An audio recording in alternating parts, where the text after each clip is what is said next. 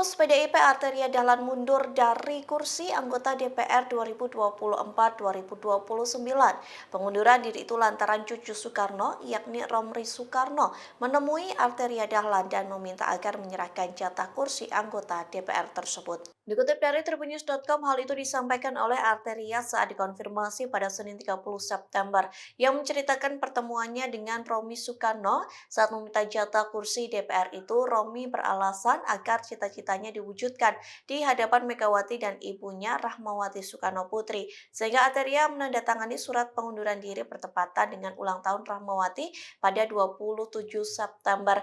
Arteria mengaku legowo menyerahkan jatah kursi anggota DPR itu kepada cucu Soekarno. Hal itu dikarenakan ia merasa memiliki utang budi dengan keluarga besar Bung Karno, sehingga saat jatah kursi anggota DPR diminta, Arteria menganggapnya sebagai balas budi. Ia pun menegaskan memiliki kewajiban untuk menjaga Megawati dan keluarga besar dari Soekarno. Terlebih Arteria menyebut dirinya merupakan petugas partai. Download Tribun X sekarang, menghadirkan lokal menjadi Indonesia.